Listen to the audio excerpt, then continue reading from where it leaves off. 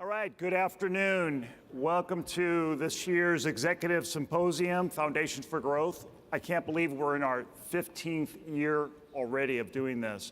I'm George DeMarco, Chairman of ESX, and I'll be your moderator for this session. It was interesting last night. A lot of folks were here for the event with all the exhibitors and whatnot, and I got invited to go to Open House, Target, down the street. And Open House is where you can go and see all the IoT devices that they're putting on display. So I got to hear quite a few people deliver some interesting perspectives about the industry. So our purpose continues every year to share ideas and concepts that help us as security professionals stay calm and evolve.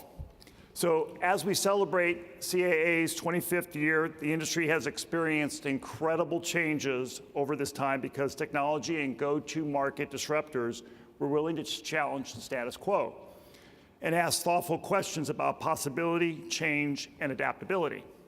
Although the future holds many unknown paths, here is a video that illustrates the changes that have entered our lives, whether in the home, work, or with consumers.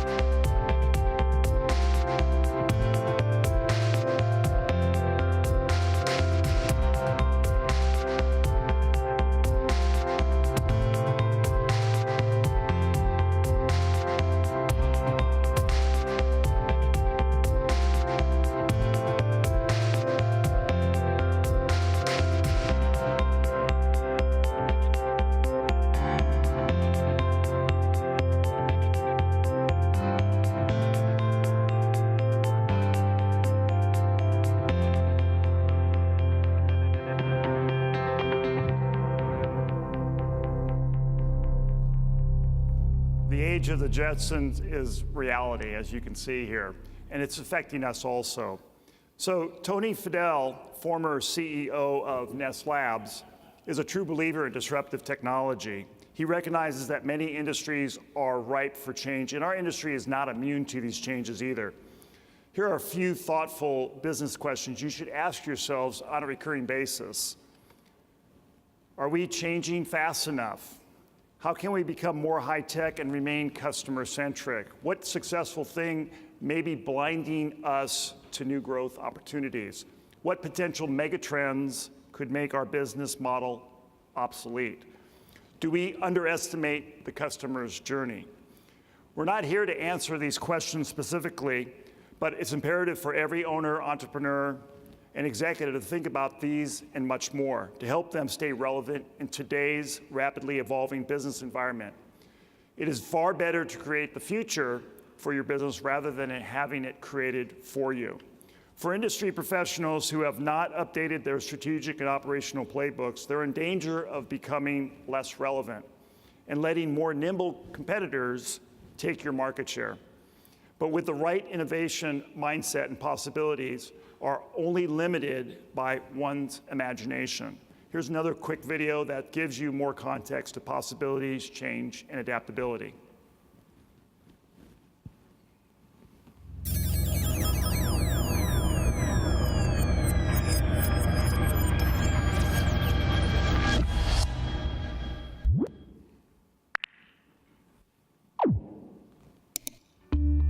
My favorite mathematical concept is the exponential. It's incredibly important concept. It's incredibly unintuitive, so it's worth taking a minute to think it through. We live in a linear world.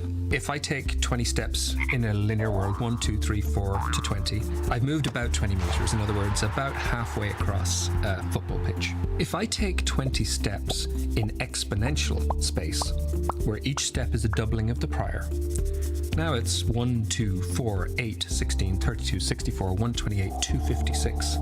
Each step I take doubles all of the steps that have been taken before. And guess what? 20 steps in exponential space gets us to?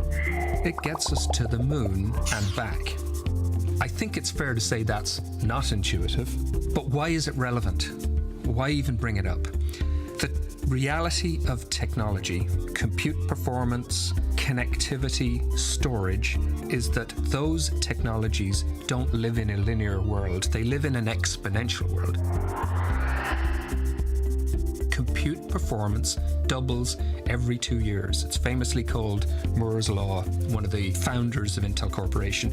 And because compute and storage and connectivity behave like that, then the cost point, price point, and size of compute connect that's available to us drops exponentially. And instead of only seeing connected smart things in enormous multi-billion-dollar factories like the semiconductor factories I work in, now that capability is available in pill bottles, cars, in rooms.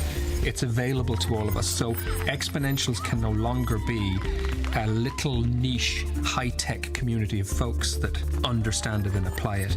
It needs to be broadly understood, and those who get it will transform their businesses, and those who don't will be left behind.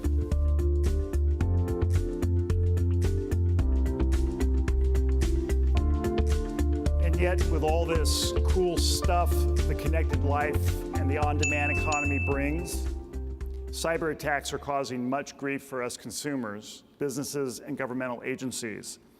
And it's not going away.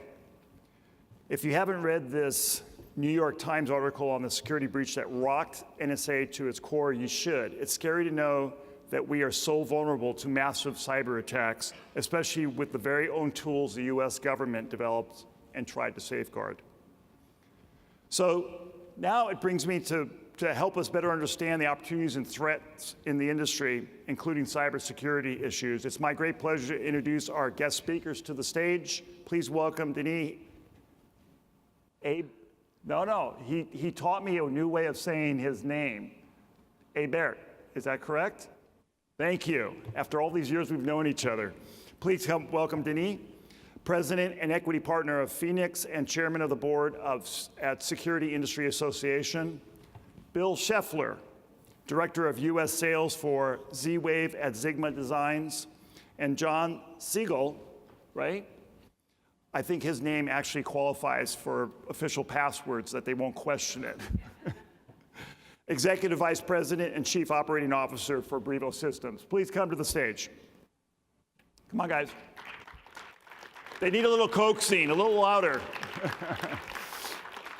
So each one of our speakers will share their wisdom and vision for the industry, and then I will pose a few questions for the panel to answer. And later in the program, we'll take some questions from the audience. With that, we're going to start with Denis. We're going to ask each of these presenters to start off by giving their bio, their business experience, their brand strategy for their company, and their view on what the future holds for the industry. So now, let me introduce Denis. You're up. Thank you, George. Thank you for having me on this panel. I started in the security industry in 1982, so I've been around a while.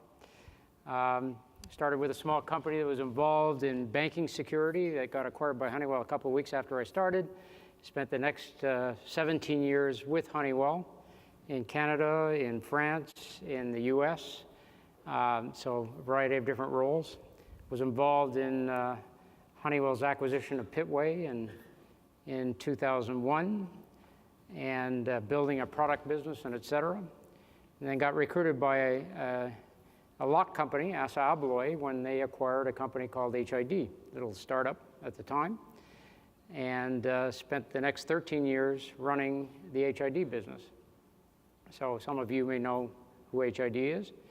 And left HID in 2015 and became partners with the founder of a business, a customer of mine that had started up a business in basically providing access control as a service. So looking at access control more from a recurring standpoint and a non-capital investment, but an expense investment on behalf of customers.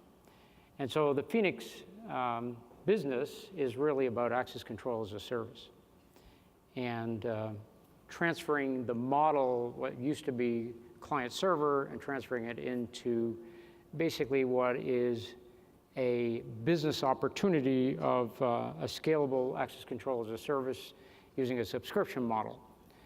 Therefore, charging a monthly fee to customers to manage their access control, and then providing the capability of managed services to people such as yourselves who can manage access control systems on behalf of their customers. So that's what Phoenix is, and that's what our business does. George asked me to speak a bit about what opportunities and challenges that we see in this industry of ours. And believe me, as chairman of the Security Industry Association, I get the opportunity to listen to a lot of our members as to what's happening and some of the issues they have to deal with, and looking at the opportunity side. So there's the glass half empty side, and there's the glass half full side of where we stand from a security industry perspective. And I truly believe that one of the aspects from the opportunity side is that there's continued growth in this business. There's clearly a path it is somewhat counter-cyclical to a certain extent. Many businesses came back rather quickly after the Great Recession, based more on the availability of funds that the customers had to invest in security, but nonetheless, it's a great industry and it has continued to grow and has done relatively well for all levels, from manufacturers to integrators to distributors and et cetera, over the last 7 years or so. And so that continued growth is definitely an opportunity. I think there's a movement towards managed services. There seems to be a less of a project orientation to a lot of things, and I think that end users are seeing that as an opportunity to control costs to a certain extent, while at the same time looking at I guess, looking at it from a perspective of an operating expense rather than a capital expense, but looking at their core business and saying, what are we doing? Should we be running data centers? Should we be managing our security systems? Should we be investing capital to take care of those systems, and et cetera? So I think the service opportunity in this industry is quite substantial, and is really a future growth area that I believe, and many of our members believe within CAA as something. And it leads me to the next point of the power of the cloud. It's a bit of a buzzword that's been bounced around for a little while now, and the full understanding of what that means is, excuse the pun, a bit nebulous for many people still today. But the advantages of the cloud from a total cost of ownership perspective, from a scalability perspective, are quite substantial. And I think that in all levels of what we do in the security industry, and it doesn't matter if it's video, it doesn't matter if it's intrusion, it doesn't matter if it's access control, or even fire to a certain extent, you think about the video that went on behind us, which is a bit Big Brother and a bit scary, but nonetheless, do I have a timing problem? No, okay. You're okay. The impact of what the cloud can represent is pretty substantial. And we think about the costs that we see when end users spend money and et cetera. But what they don't think about are the costs that they don't see and somewhat take for granted. But in essence, if they were looking at all of that, it paints a different picture from an IT perspective of the investments that they do today, and even from the security department that ends up depending on IT for certain things. Because let's face it, this industry is moving more and more towards the IT side of the house. From a CSO perspective, from a budget perspective, the CISOs, whatever, that has a growing influence on what we are doing in all categories of what security does. And I also think that one of the cloud benefits is it brings this managed services capability, possibility, recurring revenue possibility as a reality to all levels of the business. From the manufacturing, again, integrators, dealer installers, maybe less distribution, but clearly all the other parties benefit from that aspect of it. And I know many of the members of CAA are very focused on recurring revenue. Big part of what the businesses are, so big part. Then comes the challenges and risks, which, the number one thing that everybody talks about, cyber, the impacts that it has on, again, all levels of those different categories, video, intrusion, access control, what that impact can be, what it means, because we become more IT-centric with many of the products that are being manufactured. Then there's the other side of the equation of the vulnerabilities that might create. So cyber, labor. The issues that many companies are facing today is the human capital that they employ. And retention of that human capital, a different mindset in the generations that are coming of how they look at things, whether or not security is sexy enough. Is if I have a choice between working for a security company or working for Google, oh well, I got free lunches. My first question is, what's your vacation policy? So there's a big challenge there that we have to face as an industry, and we're trying on the Security Industry Association side to look at, what types of ideas, I won't say solutions because it's a dangerous, it could be a slippery slope there, but what kind of ideas that we can bounce around from an industry perspective of how to address that. There's a threat of commoditization, and that obviously exists at all levels. You look at the residential space and companies like Ring and other things of what do-it-yourself represents versus the traditional model that many of us had in this business. So commoditization is a big deal in the camera space, in the intrusion space, maybe a bit less so in access control today, but that doesn't mean that isn't going to change tomorrow. Security is an IT function. What does that mean? If I have a capital base and if there's a resource allocation that I have to make as a CIO of an organization, how do I look at physical versus logical? Because the interpretation of many companies and many CEOs is business continuity, business reputation. Do I worry more about the breach that takes place on the data that I have, or do I worry more about the access control and intrusion part of it? I mean, there's a link there. We can address the link. We can talk about it, but it's something we have to be sensitive to. We have to understand. The stealth competitor. George mentioned it a while ago. Who's the person? I live in paranoia. For all my career, Andy Grove's statement of only the paranoid survive, I was always afraid of the person that was going to take it all away from me. And I think we all have to be conscious of that, because those kind of step changes in industry really alter the dynamics of what's happening. And if we are to remain relevant as an industry, we have to be thinking about that. And it's a challenge. It's a risk. But we either become part of that solution and part of that change, or we ignore it because we think it's going to go away someday. It isn't. It's going to happen. So we have to be part of the solution somehow. And then one last thing that has to do with the mindset of business to consumer versus the practice of business to business.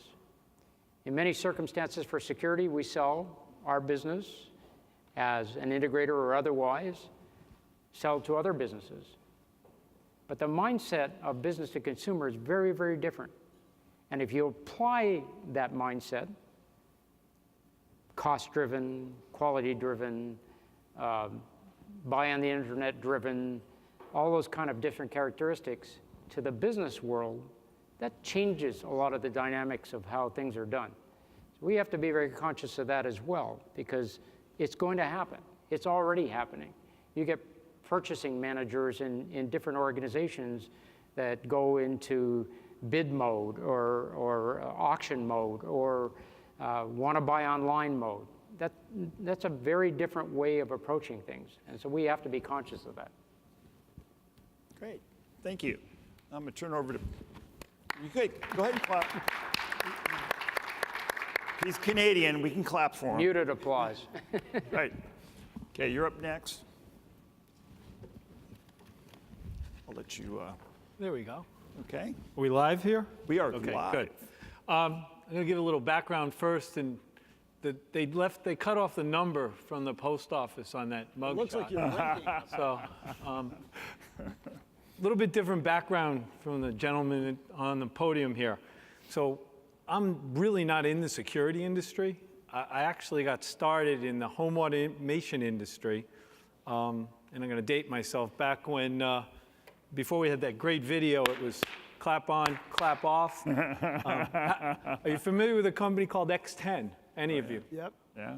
Okay, so I went to work for them in 1986 after graduate school, and I was responsible for North America sales, dealing with Radio Shack, all sort of Crazy Eddie, if you remember them. But the whole idea behind it was that they thought they were a retail company. I thought they should be a supplier of devices to OEMs. So I kind of migrated it a little bit into the garage door opener business, dealt with Stanley, started calling on all the security industry providers. At the time, ADI, ITI, people like that. The idea behind it was that, hey, we can turn your lights on and off, make your house look lived in, make people feel safe and secure before they get to your home. It was kind of a unique idea, and it took, I actually thought home automation was going to move really fast, so that tells you how brilliant I am. So we convinced a number of the security companies to build X10 in, and we actually sold it, and it did really well. And then technology kept changing, things kept moving forward. And if you go back X number of years, remember wireless was never going to be anything in the security industry because it had to be wired because that was the only thing that worked. Well, you start to see more wireless things coming along. I went to work in 2001 for a little company called Zensus. Does anyone here heard of Zensus? How many people have heard of Z-Wave? That's a little bit better. Okay. So I went to work for Zensus in 2001, a startup out of Copenhagen, Denmark, that had an idea for two-way wireless control of devices. Fabless semiconductor, create their own chips, et cetera, et cetera. Took the same concept that we had at X10 and started calling on the security providers. We can make your house look lived in. We can control your lights, your locks, well, at the time we couldn't do the locks, but lights, thermostats, other things. And slowly but surely, we built up a portfolio of companies that were using our chip. People like Leviton on the lighting side, Cooper, Ingersoll Rand, Schlage, trained thermostats. So we built up a portfolio. The idea behind it was we would integrate our chip into their devices to make them all work together with other devices. We got ADT up and running. We were actually working with Vivint when they were called APX. So we've been in this industry for a number of years. We've had a lot of success. I'd like to thank all our partners that are here, as to what we've done. So what I'm trying to say is that what we saw in the video here is we're moving in that direction. We've come a long way from, like I said, or X10, and as a group of dealers and installers, I want to go back to one of the points that was made earlier. You're seeing a lot of competition. You're seeing people that are entering into this market from a retail side. You're going to see people selling directly at retail through Amazon, Google Home, things of that nature. But I think one thing you have to remember is that you're a service provider. No matter how many direct-to-consumer things take place, there are still so many consumers that want someone to do it for them. And they want somebody to take care of it. And they'll pay money for that. They're not going to pay an obscene premium for it, but they're looking for service. And to go back to my original statement of why I went to the security industry is about home control and everything, you're the people that consumers look to secure their home. So now when you're securing their home, you can now do their lights, their locks, their thermostats, the other IP integration that goes on. You're there. So what talent does it take for you to hire, to bring people in and be able to handle that? So I'm just going to give you a quick briefing of what Z-Wave is. It's a two-way wireless control protocol. It's a mesh network, so it enables it to jump from device to device so you don't have distance and range issues in the home. If you do have a range issue, you can add another device and it'll immediately repeat. It's interoperable. So you'll see a slide in a little bit about all the different companies that we're involved in. So you can buy a Leviton light switch, a GE plug-in lamp module, a quick set lock, and a trained thermostat, and they're all going to work together because we not only sell an ASIC, we sell a solution. Security, it's been mentioned before, it's the biggest factor in this market, all the things that are getting hacked. We have a security profile called S2, and it's the leading security profile in this industry. And we'll talk a little bit about it a little bit later, but we looked at this category, and we deal with some of the largest companies in this country, and the last thing they want to see is their name attached to a product announced on the Wall Street Journal. So we investigated this area 3 years ago, and we've, you don't want to say it, but unhackable. We talked about the consumer before. Security is the number one thing on their minds. And you've been in this business a long time. The number one area to protect the home is to make it look lived in, to make it lit. Why? Oh, well, you know, they'll think someone's home. No, the burglar doesn't want to go in that area because he'll be seen. And people they want to come home to a lit home because it gives them warmth, it gives them confidence, and it's easy to do with a security system. Little bit of a commercial. We've got 90% of the U.S. market share in home security, home automation. We deal with all the largest panel providers. I'm sure all the providers that you have in your dealerships. We have a 70% market share in the smart home, 70 million chipsets deployed, and over 14% of the U.S. households have Z-Wave in them now. Quick outlook of some of the different companies we deal with, and if they're in the audience, I'll be Quosys is another one of our partners up there. They're not on the slide. DMP actually is another one as well.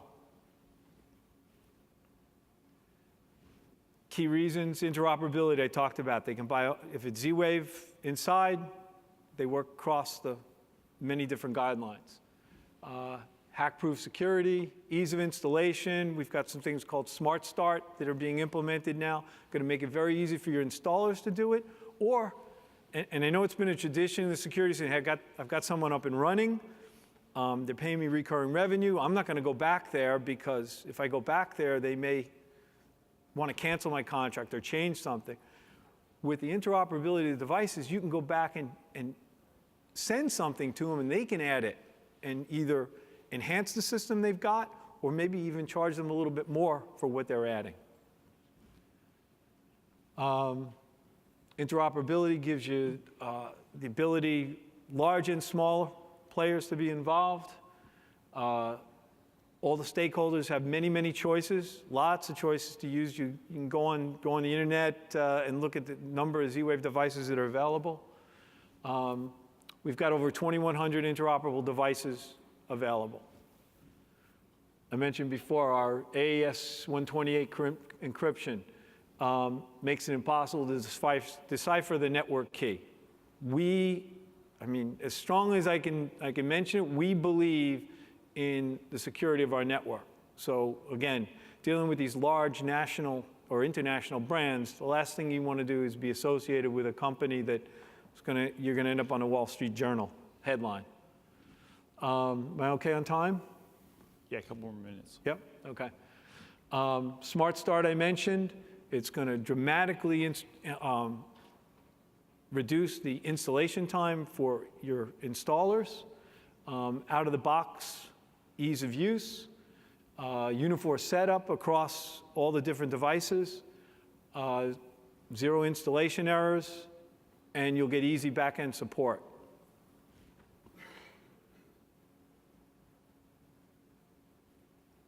We're constantly asked by our competition, just to give you an idea of the advantages we have over most of the devices in the play. Now, one other thing, we're at 908.42 megahertz. The reason we picked that is it's a clean area. You get more range. There's so many devices at 2.4 now. I don't know how many, I go home, I can see almost 14 different gateways in my neighborhood. When everybody comes home and they start streaming video and doing everything slows down.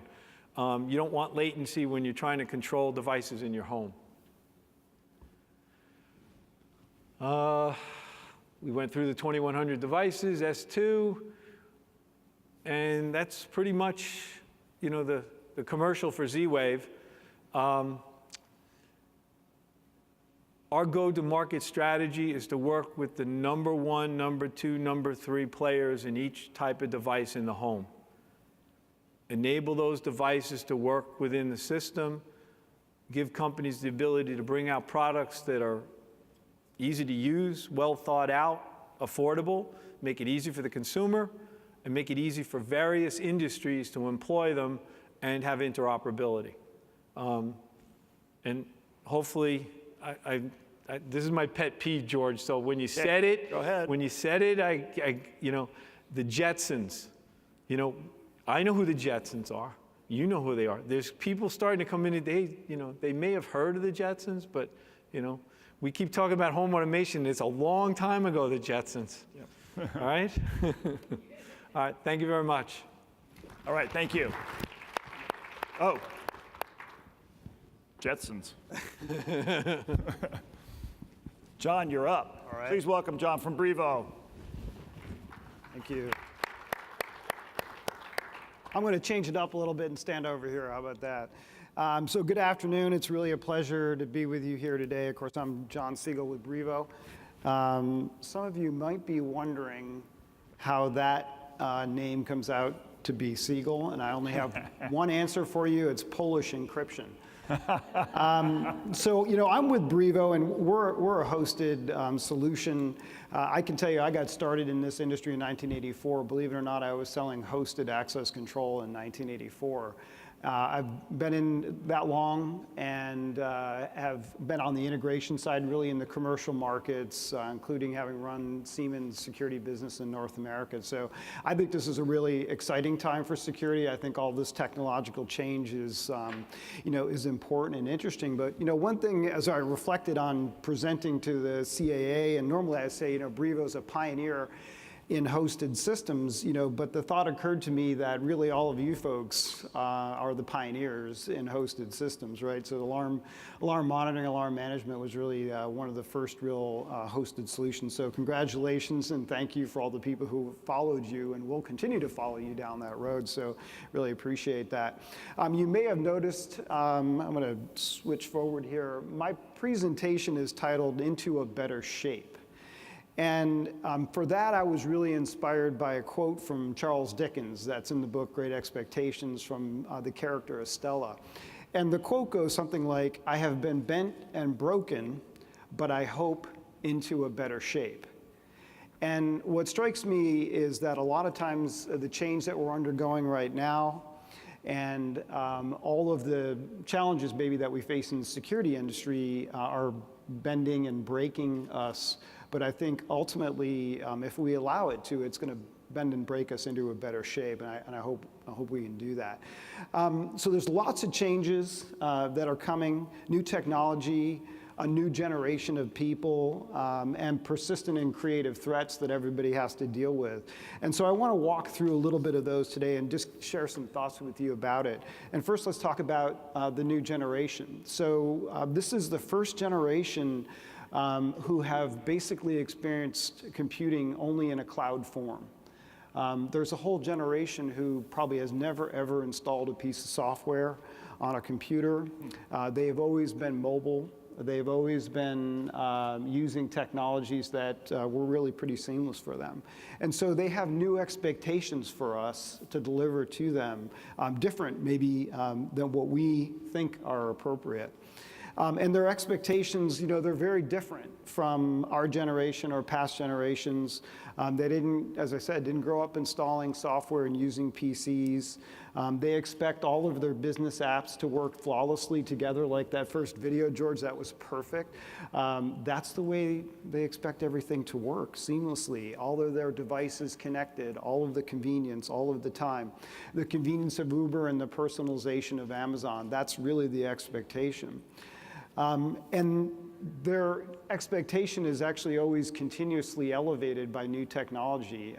The new generations they enjoy experiments, enjoy doing new things, use an app, delete it, try another one, don't like that one, get another one, get a different phone. Constantly, I see you shaking your head. If you have children, that means they're always going through this stuff constantly. And so I think you need to kind of think about that in the context of your business. And what does that mean, for your business? It's going to be a big change. All this stuff has to be available all the time. And this is the way they think security should work. They think it should be like a virtual reality game. And candidly, we're going to have to give it to them because that's what they will expect. And of course, I think George mentioned this. I also think Denny mentioned this. You know, there are new worries. This happens to be a chart of some of the largest hacks that have occurred. These are real threats, right? But to me, again, these are the things that bend and break us into a better shape if we let them do that, and so if we follow these things. And so when you're in a better shape, you have to recognize that vigilance is essential. This is one of my favorite security quotes from Gideon Samid, who's a professor of computer science at Case Western Reserve University. And it's very simple, but security is a race of imagination. And think about that when you guys are all out doing security installs and you're trying to think one step ahead of the bad person, right? Well, same thing in cyber. You got to be one step ahead, and you got to keep moving. It's not static. And so this is another great quote I'll share with you. You probably have seen this one before, but I think this is what we all have to be, is adaptable. As Gideon Samid said, it's a race of imagination. It's a race of adaptability. It's probably the most important aspect of survival in your business, is to adapt. And it's even better if you can adapt into a better shape, right? So that's the key point there.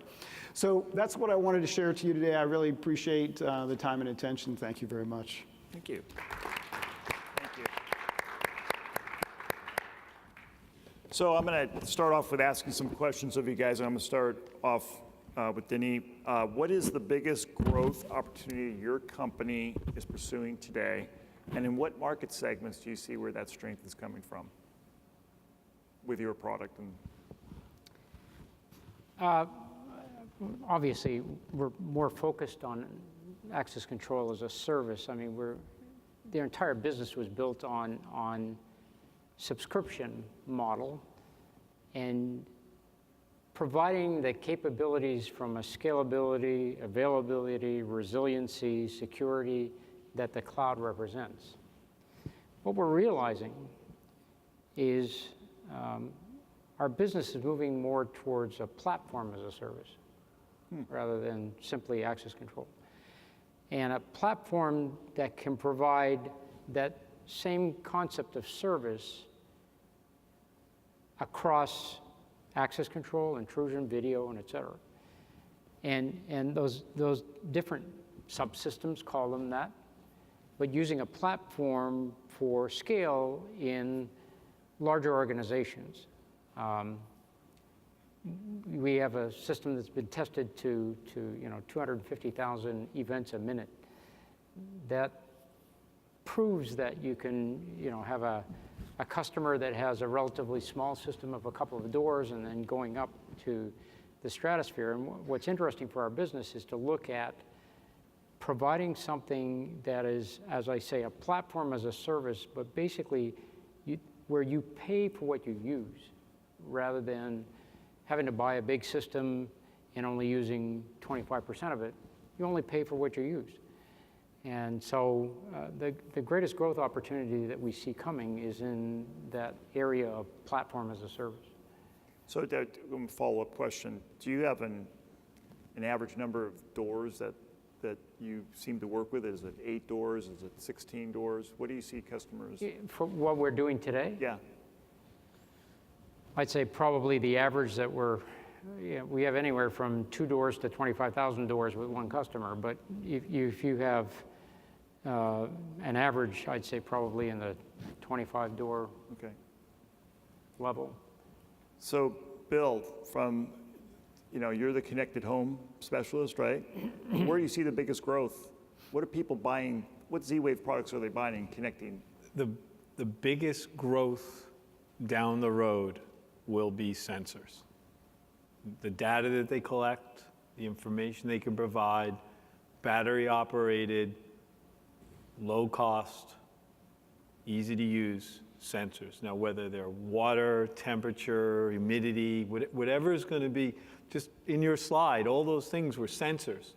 And our next generation ASIC will move us into the realm of battery capability of the one-ways and still having two-way capabilities and more range and things of that nature. But that's the biggest area of growth is going to be sensors. I mean, the control systems and lighting, and they're going to grow, but sensors are going to be it's going to be the area that triggers that video. And you touched on it, but the security of those sensors, because sometimes I think we think that, the door contact is important, right? But what if you have a Z-Wave enabled light bulb and somebody can tap into it, and then all of a sudden they realize that these people are there because their light switch is going on and off, and they collect data and they break in and they know it. So the security of that data is extremely important. Correct. Even though it is innocuous as it might be. No, there's all sorts of cases where things could take place. That's the reason we've been so diligent about security in our new implementation of S2. So, Right. Yeah. So I'm going to take it over to John. Okay, great. I mean, I would describe two different areas. One is really you have a huge amount of opportunity out there with existing systems. I'm talking about commercial security system, commercial access control systems. Millions of these things have been deployed on Windows PCs. I mean, that's just the way it's been done for the last 30 years. And some of them are still probably running on one of the first PCs that they installed 20 years ago. Most of those customers, a lot of those customers are essentially wanting to get out of the business of running computers and software, whether that's because they realize in their business that's not what they want to focus on, or because they've discovered some vulnerability in those items, or because it could be as simple as there's a millennial manager who says, why do I have this thing here? But there's a huge opportunity to go out and do that a different way, right? It's a different way of doing security. It's just simply following up on the third computing model and moving those things over. The second piece I would say, and particularly as it relates to cloud services, Denny alluded to this, is that it brings the cost point down. And so where a customer, you may have said, well, I'll give you an alarm system, you probably can't afford access control. It's getting there, right? It's getting to a point where you really can sell access control very easily to a relatively small customer. It will continue to come down as wireless locks come in, as more technologies improve the efficiency on the installer side. So I think there's a huge opportunity in both of those areas. You have a comment? Kenny? I forgot a very important thing, and I really think that that as the IT industry has gone, I think this industry is going to go, and it's really going to become about application programming interfaces. The world is headed from applications as we know them to APIs. Everything is going in that direction, and I see that as a big growth opportunity of open APIs, people having the capability of doing their own integrations from an end user perspective, from an integrator perspective, putting in different things. I mean, we've got some clients that are using APIs and they run trucking companies. And most of everything that they manage the logistics of their trucks and the drivers, and access control is an incidental to that. But they use APIs to be able to manage their data and the metadata and et cetera using the platform. And it's all going to be about APIs in the future, be it intrusion, be it video, be it access control, be it fire. APIs are the next evolution of what. So how does it affect these folks out in the audience, do you think? Well, it provides the opportunities to use those for companies that'll offer the platform, offer the APIs and et cetera. It's a value-added service that service companies can provide to assist companies in writing application integration themselves. Rather than waiting for the software houses, the Linnells, the Honeywells, and everybody else to eventually integrate something, those are services that companies such as yours can provide to those end users. And do integrations yourselves. Okay, it takes a couple of people that have a knowledge of C# and et cetera, but it doesn't make any difference. There's a lot of those kids around. And as a matter of fact, to address the labor situation, it's attractive to them. It's attractive to them to join a company that's involved in doing that kind of thing. And from a revenue standpoint, it's attractive to companies such as yours as well, because then all of a sudden you're providing value-added services to those customers. In providing integrations to other things. This trucking company, for example, manages their trucks, manages their truckers, a lot of turnover in the trucking industry, And at the same time, there's maybe 20 doors in the entire facility. But the amount of data that's being flooded into the database from their system, they're not even using the user interface from Phoenix. They're doing everything through their system, is just unbelievable. And it gives them the flexibility of and it, you know, again, this is not an advertisement for Phoenix, it's just that the concept of APIs as it applies to all manufacturers is a business opportunity for your businesses. So I guess what you're also saying too is that through the APIs and whatnot, you can offer or can have more specialized service for that type of vertical, the pain points that a retail has versus a trucking company versus a medical company. So all Exactly. of a sudden I you're mean, whatever their solving business problems are, Yeah. if they want to integrate other systems, ERP systems, whatever, service systems, to the platform, then you have an opportunity to help them do that and add value to the overall proposal that you have or service that you have. Got it. So, Bill, I'm going to switch subjects here a little bit. According to an anonymous source, the stickiness and value of a connected life will be far too strong for a significant number of people to have the will or the means to disconnect.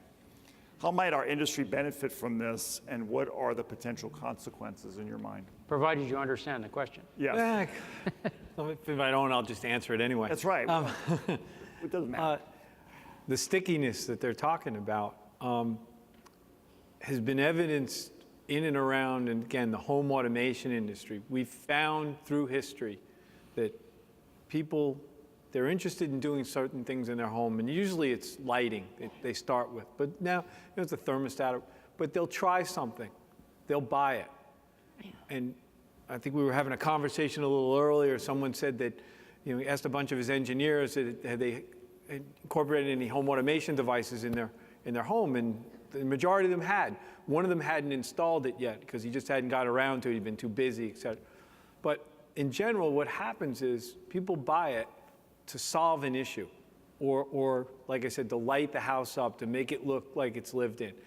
And then they use it, and then they think, oh, I could do this with it, and I could do that with it, and it expands. So they go from 2 or 3 devices to 8 or 10, and it varies. The security industry probably has the least number of added-on devices in the home automation industry. They probably sell the most controllers, but they have the least amount of added on. In other words, the consumer might have 2 or 3. Rarely will you see 10s and 20s in one run by a security panel. Why is that? I'm going to ask that question. Why do you think? It's taken a little while for the security companies to embrace the whole aspect of the home control. In the beginning, they were using it for a couple simple applications. Now you're seeing more full-fledged home control available on the apps and things of that nature. So over the years, there's a wide breadth of products been put in the market, and those capabilities are being upgraded as we go along. Compared to, say, a specific home control device that the consumer bought it to do home control, and they might have 25, 30, 40 devices in their home. It's a different mentality. But the security industry, we go back to, I think, and I've always, my background tells me, and everything I've done in the security tells me, this industry has the best advantage to increase that and bring that awareness to the consumers, because your dealers and your salespeople are in those people's homes every day.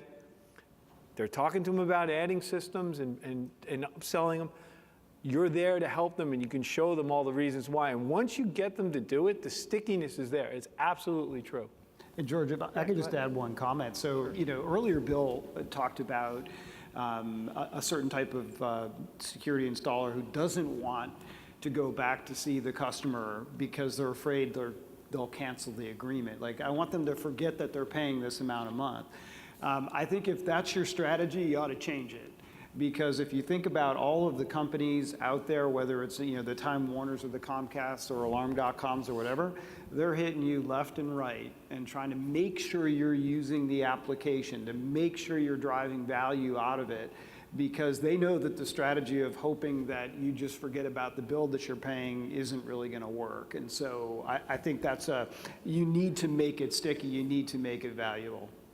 So I'm going to continue with that thought a little bit, but the average number, they say the average number of devices in a home, or I should say per person, is about 3.4.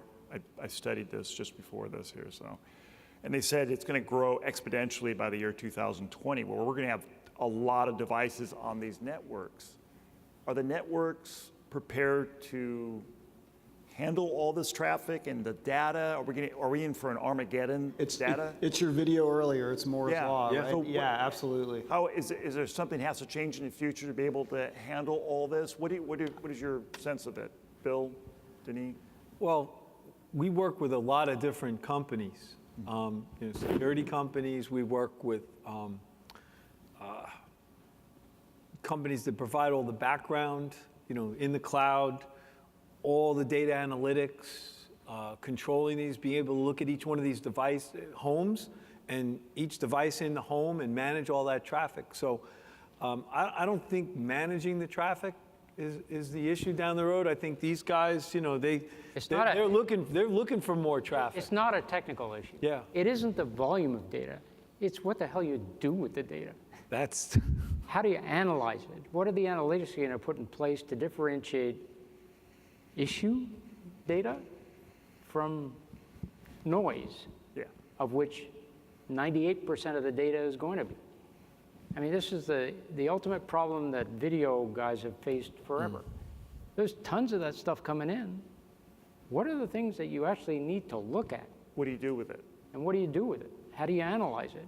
And so the big dilemma in data, despite the volume, because the world will figure out ways of storing it and bringing it in, or providing networks to deal with the volume of it. Problem is, what the hell do you do with it? Once you get it. Yeah. There's lots of things you can imagine. I'm sure probably somebody's phone right now is telling them, leave now, it's 2.5 hours because of traffic to get home, right? So that's AI at work. Those are the kind of things that are going to make all of these systems more valuable, and they're just going to come naturally. So we've kind of entered that age of ransomware and WannaCry and all the other cyber attacks that we've been experiencing lately.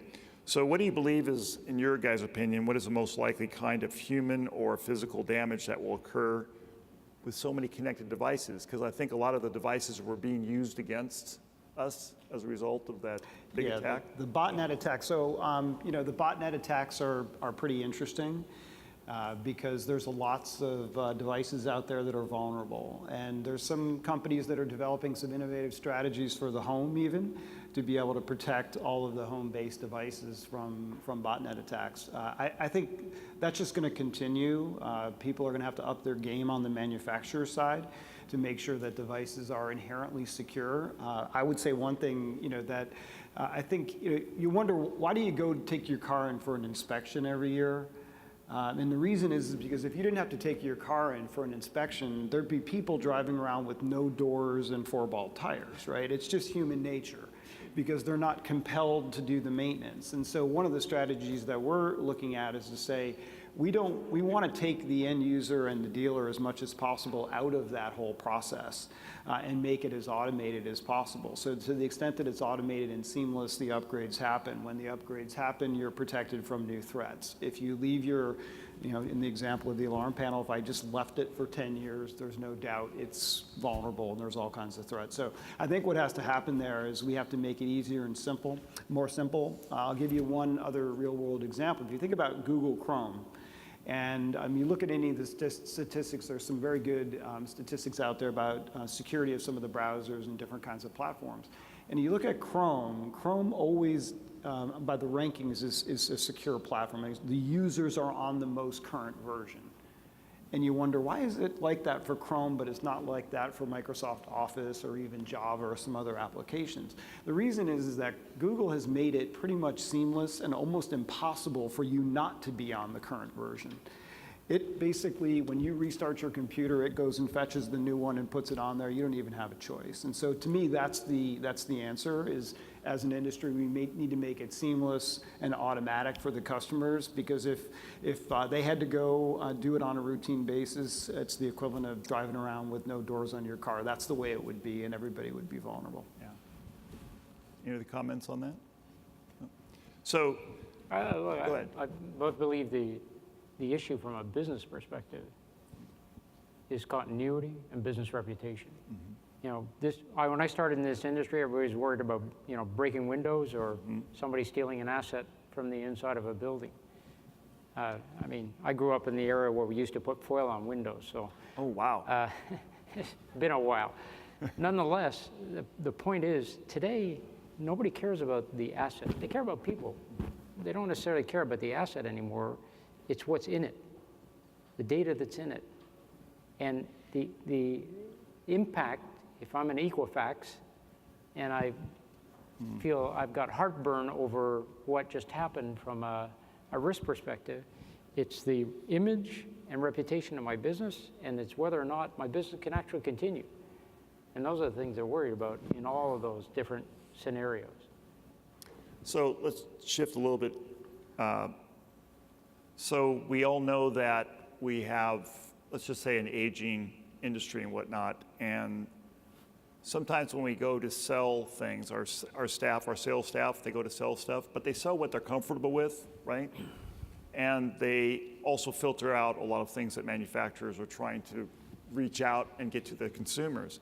So I'll start with John. What is the biggest change to the sales process brought about the emergence of all these IT-oriented buyers, and where we need to take this next process to? It's a great question. So, you know, one of the things I guess you could say, if you went back, if I thought back to my early days of selling, I was the expert probably when I walked in. I mean, I knew, you know, a fair amount about security, but I didn't walk into too many buyers who knew much about technology or much about my products or much about security. That's a huge difference today. Any buyer you're sitting in front of has access to all kinds of information. They are very educated, and so you're not going in so much to educate them, maybe as we were doing before. You're going in there to listen. And so I think one of the big changes in the sales process is that's the listening skill is obviously more important than the telling skill, and making sure that your product lines up with what the customer wants to achieve. That's and the IT buyers also, you know, they're super smart. They will research everything on the internet, find, you know, pricing and costs of every little part and piece, and so you got to be prepared to sell the value of what you're bringing, not just make margin on hardware. That's really going to be hard to do, is to make a business based on hardware margin, just with the ubiquity of you know, the pricing that's out on the internet and the different distribution models that a lot of companies are using. You know, you see it in right now pretty heavily in the camera business. You know, you can buy them anywhere, and the prices are plunging. And so, you know, if I'm running a security business today, I'm thinking about how do I build my business around services, not around product margin.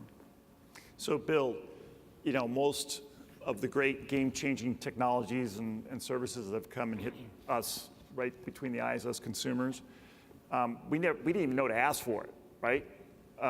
So what has Z-Wave learned from the beginning of time to now? How do they have to change their selling process to? How does the security? Yeah. Well, from my standpoint right now, from a sales point of when we talk to manufacturers, it's changed a little bit. It used to be that I'd go in and talk to the vice president of marketing or the vice president of product management. Still talk to those same, but as you said before, now it gets drilled down immediately into the technology, because we're being compared to A, B, C, and D. You know, what can Z-Wave do? What are his power capabilities, et cetera? So once we get someone interested in the category, or if they're interested in the category and we're talking to them, it kind of comes down to what are your capabilities compared to your competition. And what are your advantages or disadvantages? And we've, as evidenced by the number of clients we've done a pretty good job with our advantages. For the security dealers, I believe that there's a huge market out there that's untapped for the small, and I'll call it small, medium business for what we do, the category. A residential home is very similar to the Main Street, first, front door, back door, basement type situation. Lighting, locks, thermostats, sensors. That's the category that you're in. We believe, and a couple of our partners believe that that's the next area that will be penetrated largely. And I've believed in security dealers and the security association since day one. I really believe that this is your game to win, whether you're installing it or providing a product from one of your manufacturers that's self-installed that gives you the ability to get the recurring revenue. And all those pieces that get attached are yours to win. So I just want to make sure we go on record here. Most people out here don't understand what a basement is. Can you explain what that is? We're in California. A basement is something in the Northeast that you go down and it's damp and wet sometimes, but then other people have full finished basements. It's really nice with home theaters and entertainment and things of that Man nature, caves. which is another area you guys are starting to merge into, the complete home. Denny, you want to comment on On The basement? basements? No, I know you know what they are. I want you to comment on the sales process. What have you learned from going from HID maybe, and what you're learning with Phoenix at this point? To a startup. Yeah. Yeah, you got that startup mode. Well, the sales process, I believe that the comment made about the fact that the buyer is much more savvy today than was before. Consumers understand technology much more than when I started in the industry. It was kind of this nebulous, what is security, and you guys take care of it kind of thing, because it was the facility guy that was buying the equipment. Now it's a question of having IT pulled into a conversation, having a CIO standing in front of you asking questions about vulnerabilities, about the possibility of vectors of attack on products, what that represents, what the resiliency curves are, all kinds of different discussions that are very different from where this industry was 15 years ago or 10 years ago. And that provides a different dynamic on how you answer questions, because you have to have a far more technical sales force than we once had. So do you think anything the new, millennials are outpacing boomers now in the workplace? We have been overtaken officially. So do you think that changes the sales process and how millennials process and buy things, John?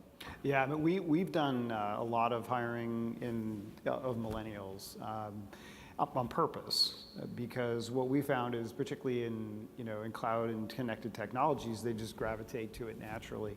The one big difference, I guess I would say, is there's an immediate need to be connected from them as a salesperson. They're very good at telling stories, so they're using stories to sell.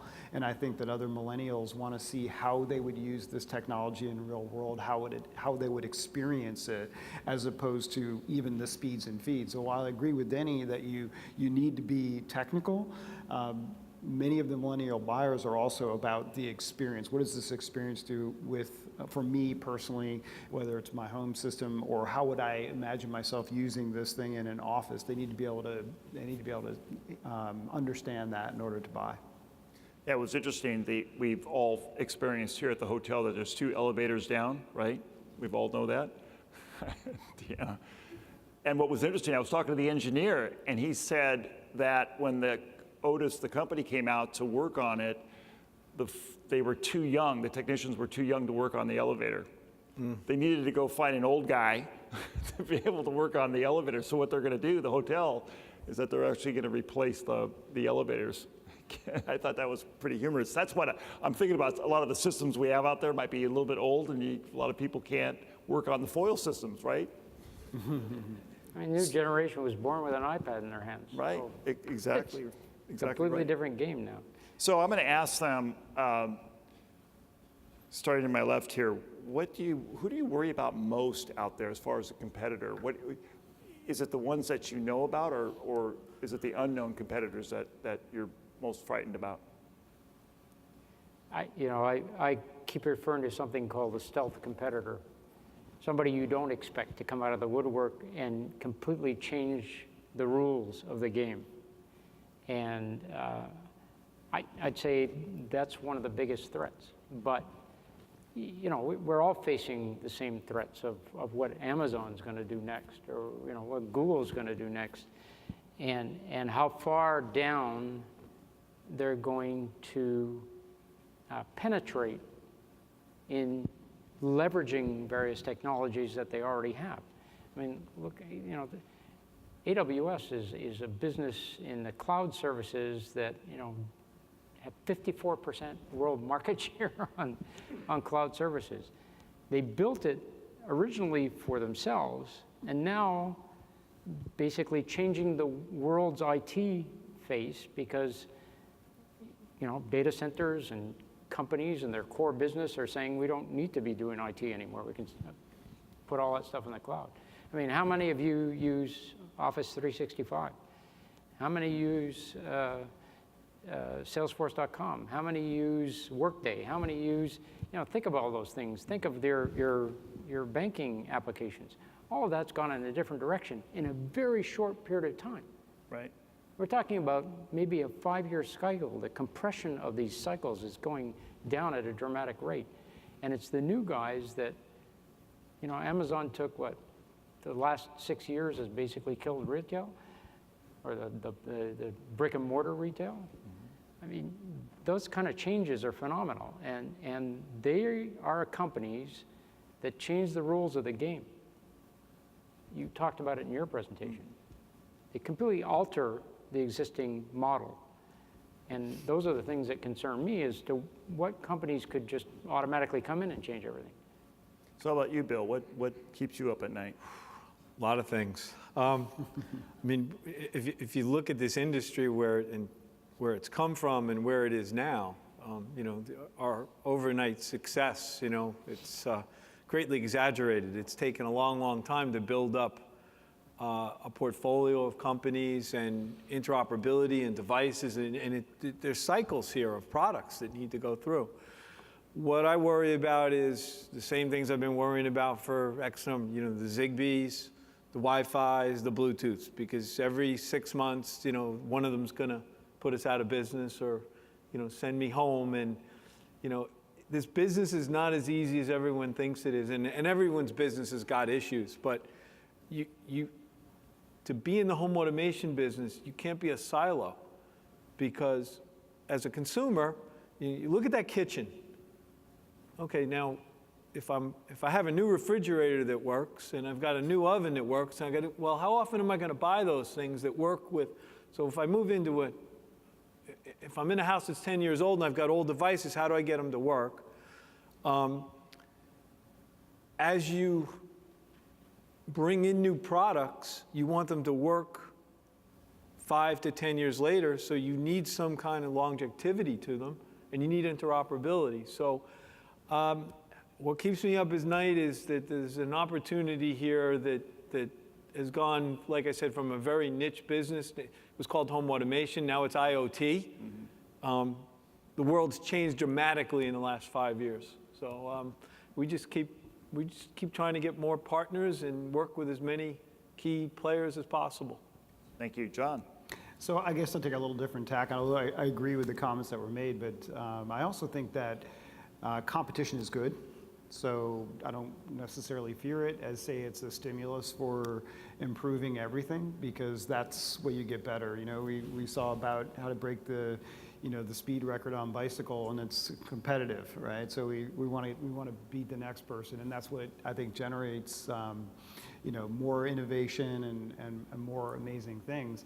The thing that I guess I worry about is how to break people out of status quo, because sometimes that is the hardest thing to break. And there's a huge market that just sits there for years and years and doesn't do anything because the thing they bought 6 or 8 or 10 years ago still does the basics that they think they need. And so I think it becomes a little bit more of a marketing and a sales challenge to make sure, and also a product management challenge to make sure that the things that we're building bring more value, so enough that people will pry open their wallet to invest in them. And so to break that status quo is the thing that I worry about or think about the most.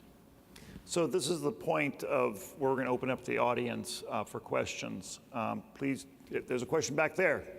Do we have a microphone back there for him? Thank you.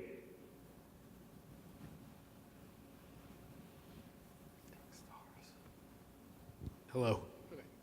John, thank you everybody obviously on the panel. Really informative and lots of actually very good and topical points. And to John's point about breaking the status quo, that's something that I'm always looking for in the industry. I'm stealth competitor and also somebody who works with you. I'm with Umbo Computer Vision. We meet all the time. Maybe you don't hear about us, but we're doing a lot of different things. And I'm always trying to see, how do we really show the people who are in the industry to help educate the end user and solve their true goal of security, whether it's providing them the data they want, or to stop the crime or minimize the crime with the latest technology. Because I remember Bill was talking about these sensors and how they're very important. And what we do is we use artificial intelligence through computer vision to actually sort of provide that very accurately. So how do you really shake it up so you can help convey that value to everybody in the room? And then again, that next level of the educating the customer, what's really providing them security, and is it a door contact, or is it something that's smart enough to really replace a person and provide that value there? So if anybody on the panel can get that ambiguousness out of that. I'll give you a reaction to it is that, I think the important thing is what I said earlier is listening. I think so many salespeople in company go in with the script, right? This is the way this sales call is supposed to go. This is the way security is done. You have a front door and we put a card reader on it. You have a back door and we put a card reader and maybe an intercom. And then you have 2 cameras in the lobby and you have this other thing. And so what's imprinted on us, what that looks like, or even what the home security system looks like. So I think to change it, you have to stop and listen to what the customer is trying to achieve. And for us old guys, I'd say, stop thinking about the way it's been done, the pattern that's in our brains about the way it's done, and think about it the way that the customer is seeing the world. I'm off? Okay, I'm on. And then it's really interesting, almost all of you guys up there, web interface, no software, minimal hardware on site, mostly software driven, and that subscription model and having that real-time availability. Usually it's not so saturated that I see that where all 3 of you are that kind of company who's like, this is where we're trying to transition to and make that real impact with. So it's always nice to see this adoption is coming so quickly, because I remember a year ago, I'm sorry, I'm not taking too much time. Okay. I'll just move the mic when you're done. I remember, a year or 2 years ago, I was doing a lot of this calling, talking to a lot of different integrators throughout the country. And, I was explaining cloud 2 years ago, just the idea of the cloud, not saying that people are on it, but actually what is it, why is it secure? And then just around a year ago, that transition happened when I told people that we use the cloud. It wasn't, oh, what's that? It was like, okay, that's interesting. Now I'm still interested. So this industry where a lot of people say there's a lot of tradition and, it stays in a steady march, doesn't move too quickly. In just 2 years, I've seen a very large shift in people saying, yes, the cloud is something that's viable for my customers. Yes, I'm trying to approach them with that, and recurring monthly revenue is now something, even though it was important before, it's shifting even more to be very valuable for them. So it's great to see you up there talking about this and having these sort of models and approaching the market that way. Yeah, so thank you for your time. Maybe I'm a little bit ahead, but what I say right now is that I don't talk about the cloud, because that's just a computing model that is it's like breathing air. Of course you have the cloud, you have air, right? So to me, I'm ready to move past that and realize that that's just the way the computing is done. Now let's talk about the services we're delivering. Yeah, and Yeah, so if we get that, we have another question over here. Sorry, we got to get everybody in here before time's up. And also, while he's bringing the microphone up here, you know, a lot of times, I think what happens is the disruptors that have come into the industry, they are pushing us and forcing us to make changes. If we didn't have those disruptors coming into our space, I don't think we would have moved as quickly as we are now. So yeah, good. Kirk, do you have a question? Yeah, Bill, Kirk with alarm.com. Really? Sigma and Z-Wave. Thank you. Thank you. Thank you very much. You've done a great job of having Z-Wave as a standard. Thank you. Why haven't certain segments of the industry, MSOs, cable, focused on Z-Wave? Why have they stayed with Zigbee? And it's always Great question. It's a question I've always want to ask an expert. So we're talking about MSOs. We're talking about Comcast and Charter and Time Warner and the rest of the cable providers, correct? I mean, we've got Verizon as a partner. We've got, you know, we had AT&T as a partner until they and it was kind of a disruptor in the security industry, so we probably don't need to go there. But like I said, I've been arm wrestling with Zigbee since day one. Zensus was actually a member of the Zigbee Association when I started. So I actually went to their meetings. Little history, we talked to Comcast, we talked to some of the largest MSOs in the beginning, and early on, it was a technical battle. What's your spec? What's this? You know, it wasn't so much the interoperability because we didn't have that huge platform that we have now. And in particular, I mean, we did talk to them. We were in there. We were fighting a good fight. Their technical team, and I won't name who they are, and they're actually in the security industry now. They work for one of your providers, made a call that it was going to be Zigbee. And they went down that road, and it's proprietary. And I think if you looked at the whole industry, this is coming from me and from what I've seen and who I talked to, Comcast would probably be the hardest one for us to influence. But I think what you're seeing is that because of some changes that are taking place in that industry, that some of our partners are making some headway into some of the other cable providers because they don't want to be beholding to call it the mothership. You know, and there's more and more providers available that can do the things that they want them to do where it was a little limited. And when I say providers, they could provide the cloud service, the back end, the firmware, the software, the development. There's been a couple changes in the last 6 months in the security industry. So I know Roy Perry real well, okay? My feeling is that we're gonna close a couple of those, and you know, no one's gonna end up with 100% of this business. It's never gonna happen. You know, we're not gonna be 99.9% of the providers of home automation devices, et cetera. There's always gonna be competition. There's gonna be pieces there, and Mary's gonna laugh, and I'm gonna say it anyway. I just want more than my fair share. That's all. And with partners like Alarm.com, yeah, we all do. And the people that we've had in the security industry, and that's the reason we went after the security industry. We believe that you're the most vital piece of that puzzle going to the consumer, not the cable providers. But so it's been an arm wrestle for 15 years. What's interesting, Bill and I talked about a particular company. They had a leak detection, and they standardized on Zigbee. Remember that discussion? And because they believed in the Lowe's model, because they bought into that, right? And then they're all going, what do you mean the security industry uses Z-Wave? They had no clue. Yeah. So I think some of that is a result of ignorance too. So we have another question over here. Yes, sir. This is for Denny. Denny, you mentioned that business is moving toward a platform rather than access control. Enlighten me. What does that mean? Well, First of all, it's not rather than access control. Right. The opportunity, what I was asked about was what we see as a business opportunity and growth, and et cetera. In the particular business that I'm in, we began as an access control as a service business, a subscription service, a hosted service to a certain extent. What we're seeing is more and more demand from the end user community to use our product as a platform and not necessarily just limited to access control. So the notion of a platform is the ability to leverage this cloud-based application to do other things than simply access control.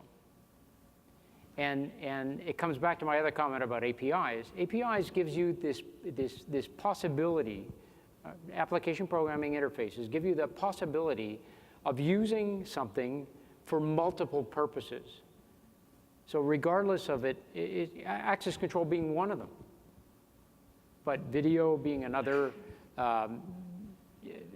business efficiency management being another, any kind of different application that can be tied in to the platform, use a common database, use a common tool set, provide more services that an end user uses. So it's not one versus the other, it's just the expansion. It's like it's a bit like, when we started the strategy of HID in 2002, we said, we're a physical access control guy. We sell cards and readers. We redefined ourselves as an identity business. That changed everything. It changed everything from what we were able to acquire to how we would grow our business, because the pie was now infinitely bigger than it was before. Well, we believe the same thing is happening in our world from a Phoenix perspective, is to say access control is still a primary focus of what we're doing, but there's a much greater ecosystem out there that can use this as a platform to do other things.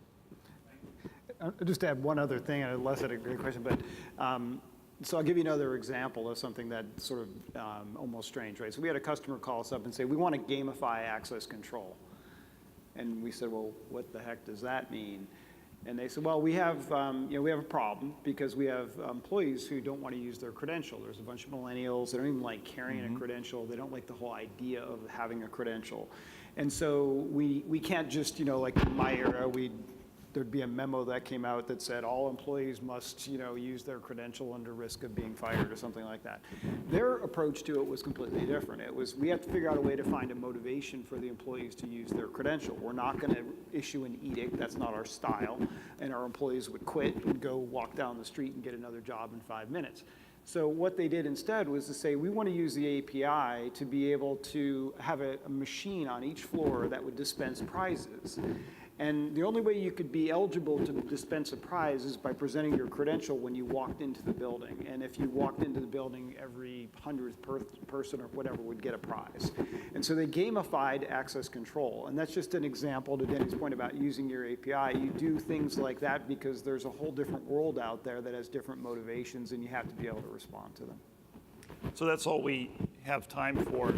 Just want to wrap this up. I think what we have to really focus on is the customer journey. We all talk about how well we deliver customer service, but it's really truly the customer journey, and you have to look through their lens rather than looking through your lens.